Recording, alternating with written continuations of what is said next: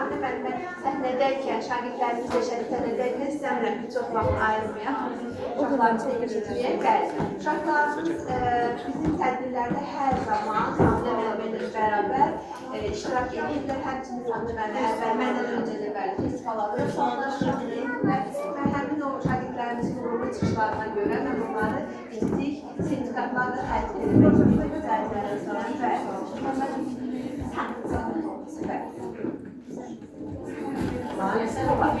İsmail'i Ayağın Mehmet kızı. Aklında şekil çekmişsiniz. Hüseyinzade Yağmur Yaşar kızı.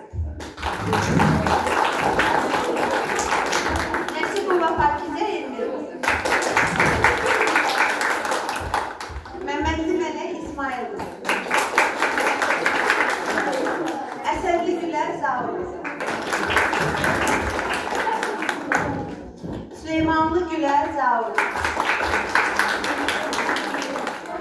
Hüseyinova Mənsure Evdəniz kızı. Rızayeva Zeynep Tural kızı.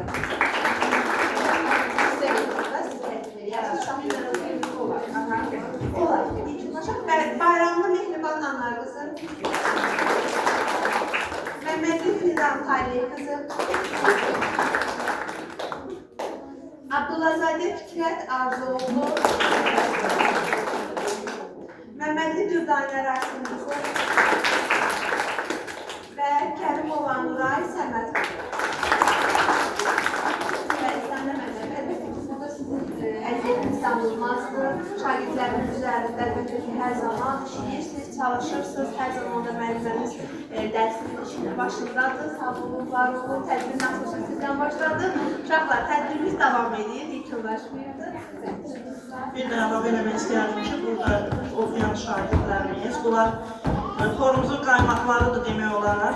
Festivallarda körpəlikdən bu şagirdlərimiz neçə illərdir, zəhmətləri böyükdür. Bu il buraxılış tələbələrimizdən Ayandı, sonra Pakizədir, Mehribandır. Bu il Yüksəklər məktəbi tamam bitirirlər, gedirlər, onlara da uğurlar arzulayıram. Gələcəklər tarixdə olsun, nə arzularını çatdırır. Yəni bu şagirdlər həmişə əziyyət çəkiblər xorda, heç vaxt qalmayıblar. İndi də vokal qrupunda iştirak edirlər. Buranın müəlliməsində də çox razıyam. Çox sağ olun. Yaxşı ki varsınız, həmişə var olun. Siz gələnlər burada əmin-amanlıqdır, mehribançılıqdır. Biz həmişə belə arzuluyorduk. Kaş eləsə çoxdan burada olaydınız, əvvəldən. Çoxdan. Yenə də gecikdiriyoruz, sağ olun.